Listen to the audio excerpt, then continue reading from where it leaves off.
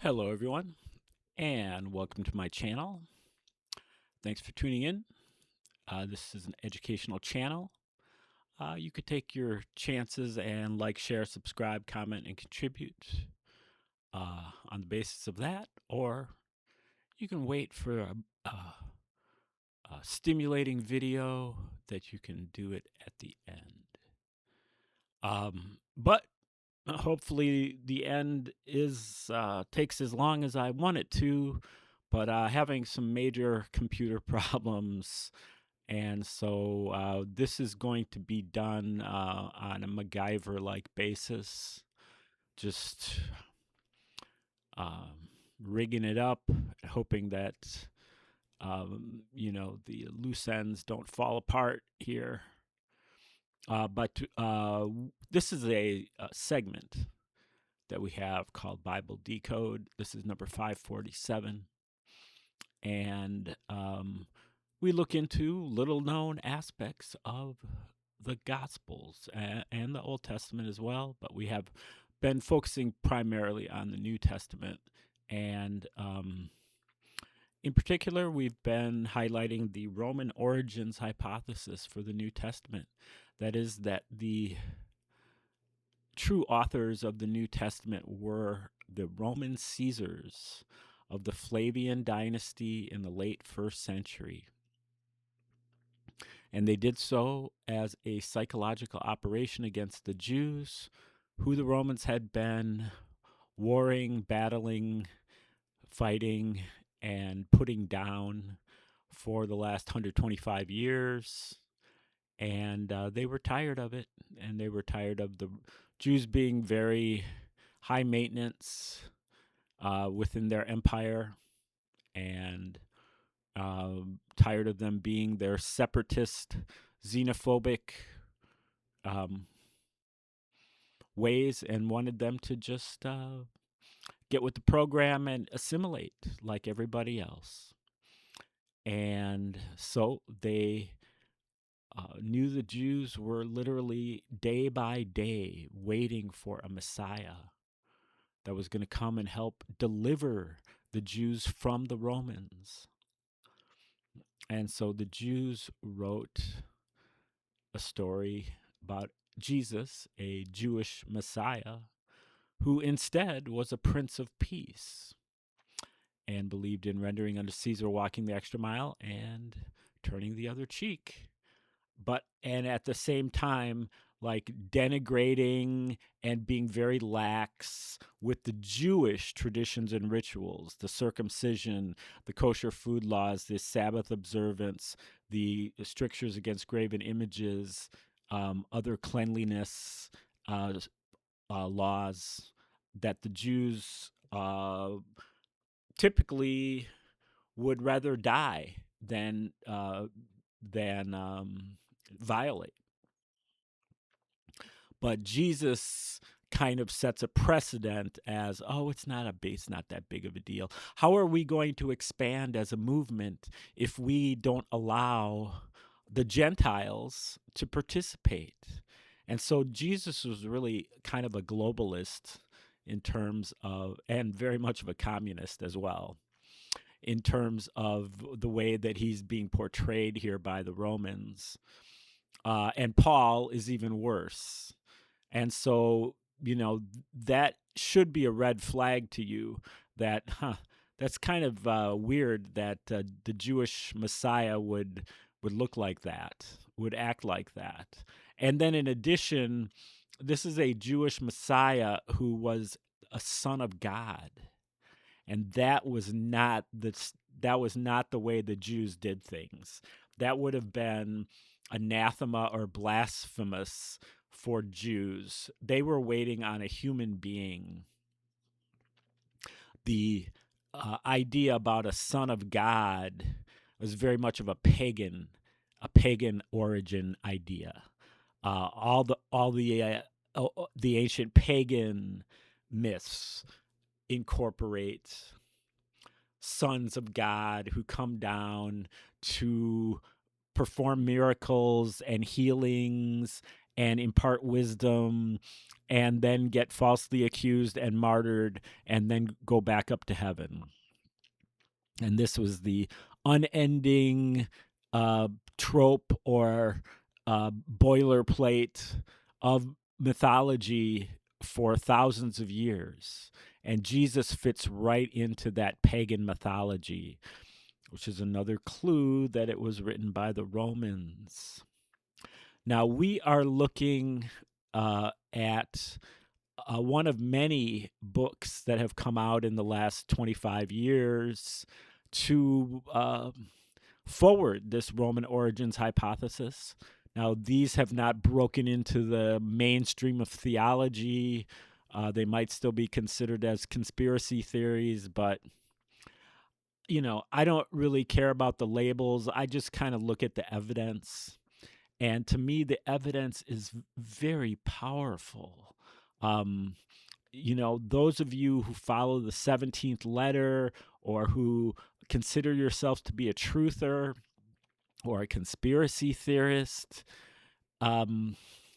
you've learned to look for a second time at events and things that you thought that you understood and that had an explanation, and you looked at it more carefully and you saw that, hey, that explanation that they gave, it doesn't really stand up to scrutiny. It's it can be torn apart, and event after event after event in the 20th and 21st centuries have turned out that way, that, oh, this is not how it was portrayed to me. It was a psychological operation. It was a hoax. It was a false flag.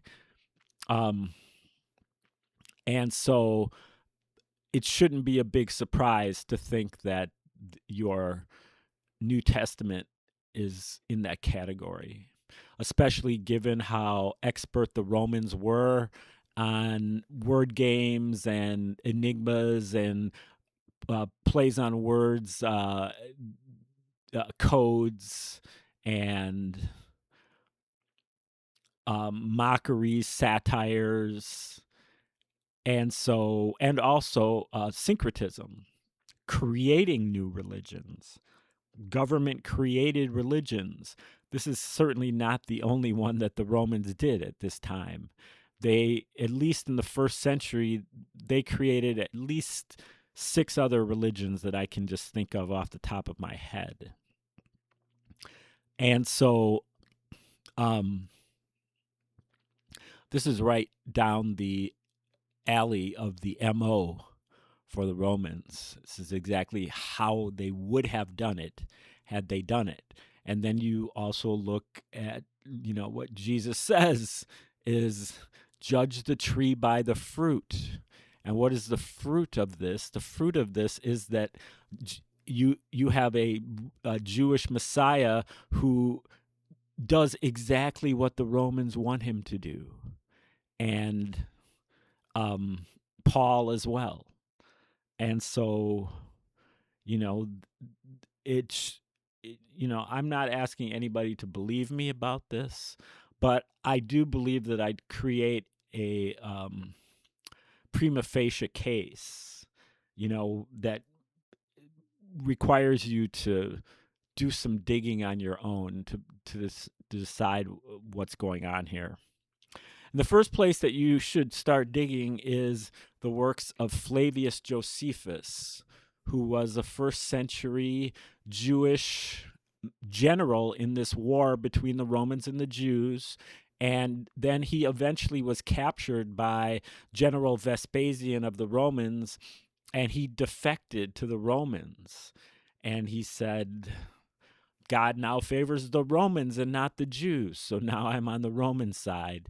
And he was always, not too enthusiastic about the war, because he recognized that the Jews had no chance of defeating the Romans anyway.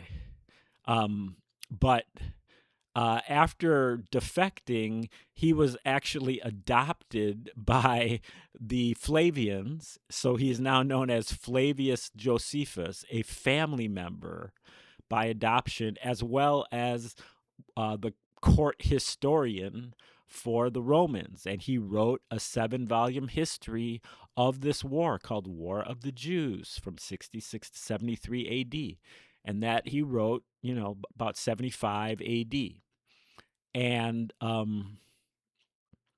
if you examine Josephus's work, um, especially when read side by side with the Gospels, the parallels are become overwhelming, especially if you kind of know what to look for, and you kind of know the themes that you're supposed to be looking for. I would imagine if you just took it like straight on and didn't really know what you were looking for, you'd probably find a few things. But when you kind of know what you're looking for, it becomes like overwhelming. And so the book that we're reading today is called Creating Christ: How the Romans Invented Christianity. And we are in chapter 3 of part 2. This is by James Valliant and C.W. Fahy. And we're about to start talking about Josephus's work here. This segment, or this section, is called the Flavian Testimony for Christ. If the Gospels sprang from first century Flavian propaganda, then we should, some might argue, expect to find actual textual evidence of a Flavian Christianity. In addition to the coins, iconography, art, architecture, history, politics, and the historical and personal relationships of the Flavians that we have already presented. If the Flavians were bolstering their titles as Jewish messiahs by way of the Gospels, why shouldn't we expect Flavius Josephus, their own Jewish historian, to have directly participated in such an important effort?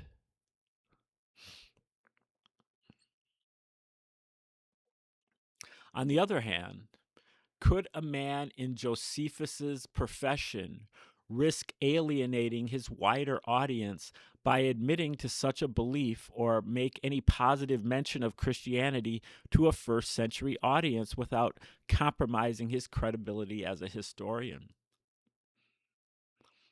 The absence of such evidence might not be conclusive, therefore, one way or the other. And yet, as remarkable as it may sound, Flavius Josephus may have done precisely what our theory predicts. And what he said about Jesus Christ has been a textual battlefield for theologians and scholars for centuries. Flavius Josephus, the Flavians' own court historian, not only mentions Jesus Christ, but he does it before anyone else outside of Christian literature. By decades, his description of Jesus Christ is, on its face, so extraordinary that it has usually been dismissed outright. So most people just don't even, they think that what he wrote was a fraudulent interpolation that was added centuries later, sometimes by, what's his name? Constantine's buddy, Eusebius. We have seen the same incredulity before. How could anyone so highly placed in Roman government, especially so early, have expressed such open sympathy for Christianity? And once again, this is the same foundation for much of the doubt concerning the passage we are about to examine. We must set aside mere incredulity now and try to see Josephus's reference to Jesus for what it means, as well as what it does not. As it has been passed down to us, Antiquities of the Jews. Okay, so this is Josephus's second major work that came out about 20 years after the War of the Jews, which came out in about 75. This Antiquities of the Jews in 20 volumes came out in about 93 to 95 AD. And this is the work that many Christians have in their homes. And they will talk to you about Josephus, even though he was banished by the Jews. The Jews have disowned him for being a traitor. He's loved by Christians because he was the first non-Christian source to actually mention Jesus, to corroborate the existence of Jesus. There is very, very, very little evidence of Jesus's existence outside of the New Testament.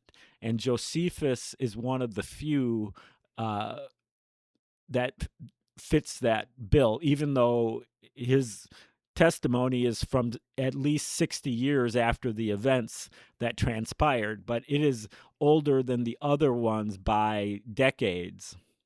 And all of the five that I know of, five corroborating instances of mentioning Jesus in one way or another, usually with a slightly different name, is a Roman, a member of the court of the Caesars. So none of them should be trusted because they were all in on the psychological operation. So, that gets us back to zero evidence for Jesus' existence. But Antiquities of the Jews is seen as providing that evidence for Christians at this point. They know nothing of the Roman origins hypothesis, and so they take Josephus at his word. So this is what we'll get into right now. Josephus's exhaustive account of Jewish history contains this amazing passage. And I will also point out this passage is between two paragraphs that have nothing to do with each other. So at this time, there was Jesus, a wise man, if indeed one ought to call him a man, for he was one who performed wonderful works and a teacher of people who received the truth with pleasure. He stirred up both many Jews and many Greeks. He was the Christ. And when Pilate condemned him to the cross, since he was accused by the leading men among us, meaning Jews, those who had loved him from the first did not desist, for he appeared to them on the third day, having life again, as the prophets of God had foretold these, and countless other marvelous things about him. And until now, the tribe of Christians, so named from him, is not extinct. This passage is known as the Testimonium Flavianum, that is, the Flavian testimony for Christ. So that should be another red flag for the Christians here, is that but they don't know that Flavian has to do with a dynasty of Roman emperors. Flavian also means blonde or golden. So when the truthers are talking about ushering in a golden age, they are unwittingly playing into the hands of the Flavians, who are still carrying out this psychological operation almost 2,000 years later. If verified, this passage would be the very first mention of Jesus Christ by any historian or any other Roman source predating even Pliny the Younger by 2 decades. In fact, if it was truly written by Josephus, it would predate all archaeological evidence of Christianity currently accepted by historians. Yet, on a number of grounds, Josephus's testimony is just too good to be true for most scholars to accept. The very fact that this passage paints Josephus as a Christian has been considered justification enough for most scholars to reject it. The generally accepted explanation for it, appearing in a work by Josephus, is that Christians must have added material to the text that was not original to his work. Maybe the entire passage was simply added at a later date. This process of adding to an existing text is called interpolation. Interpolation has been detected in the texts of certain other ancient writers whose works were manipulated by later editors. We have more than one example of this kind of deliberate Christian forgery, such as the aforementioned correspondence, so-called, between St. Paul and the Roman philosopher Seneca.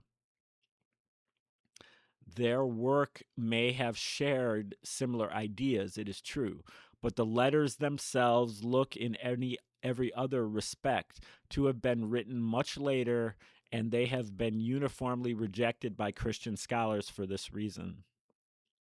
Scholars have located the precise time that the suspected interpolation in Josephus's text must have taken place.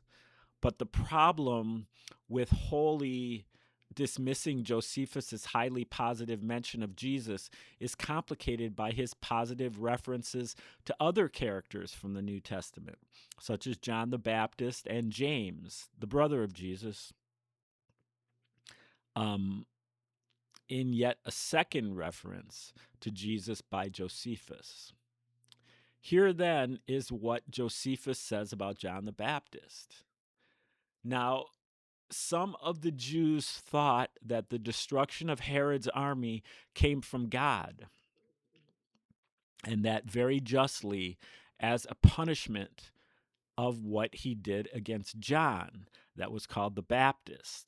For Herod slew him, who was a good man, and commanded the Jews to exercise virtue, both as to righteousness toward one another and piety towards God. And so to come to baptism for that the washing with water would be acceptable to him.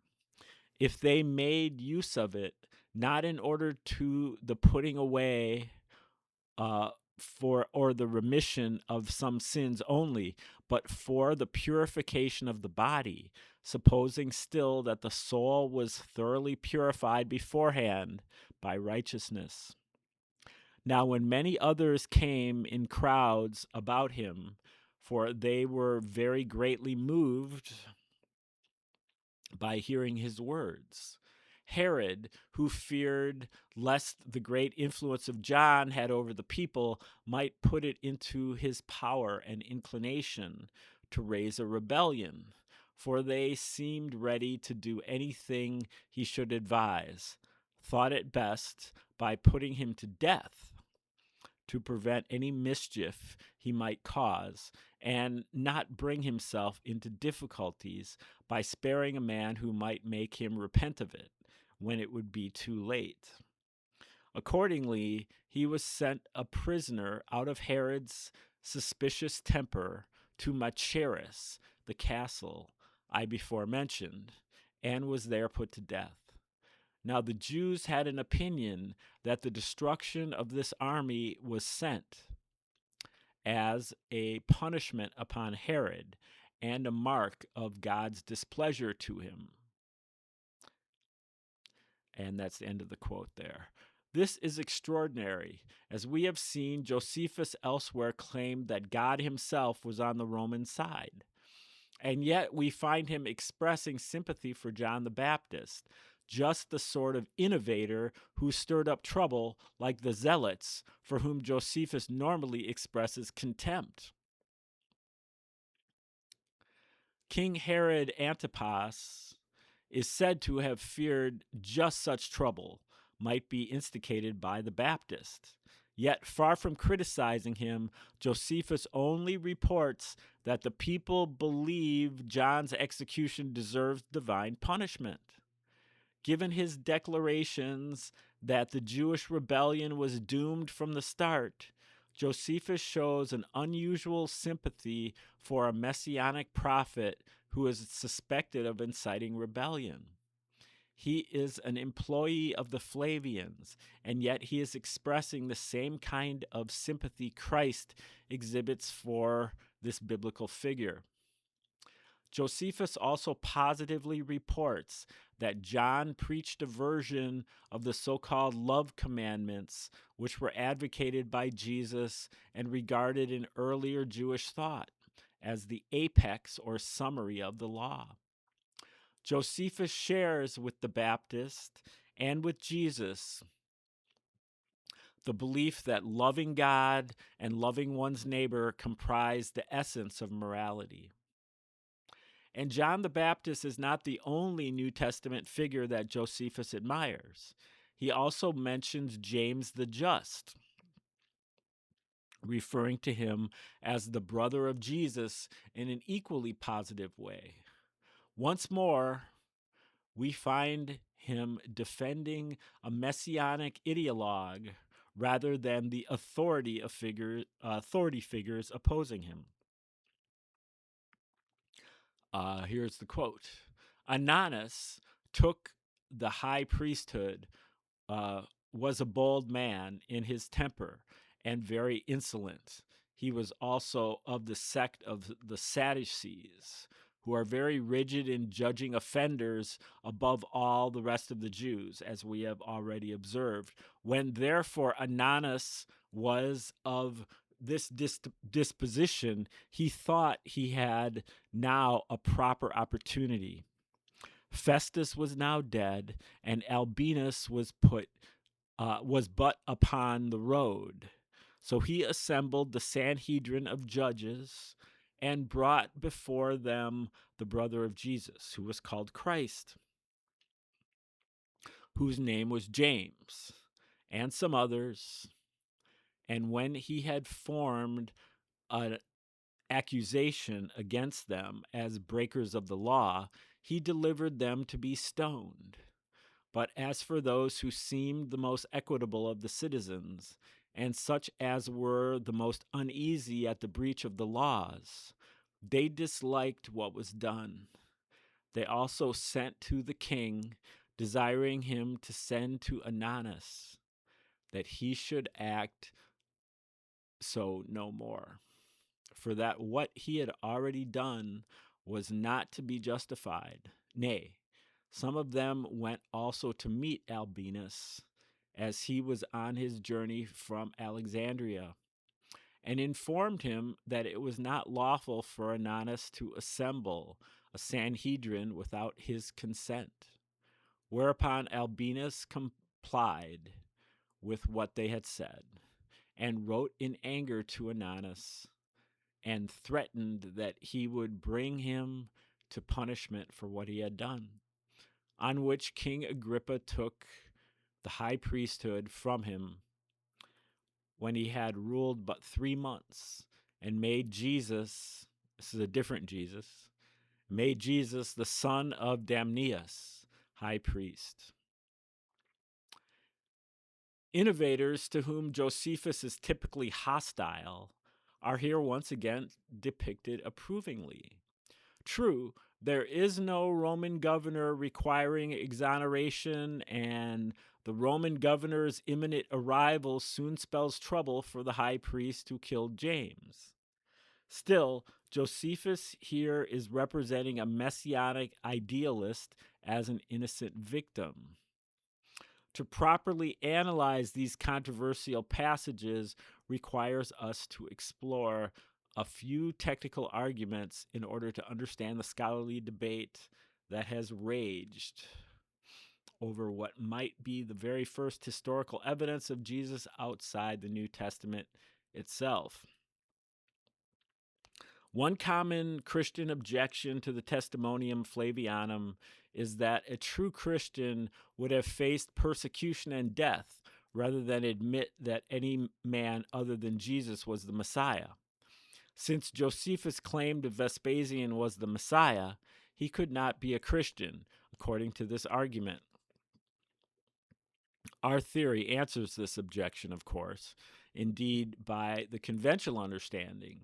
Whether he was a pious Jew or a Christian, Josephus would face the same problem worshiping an emperor. In either case, he seems to have found an elegant solution by identifying the emperor as the Messiah. He could retain his Jewish faith and honor the emperor above all other men simultaneously.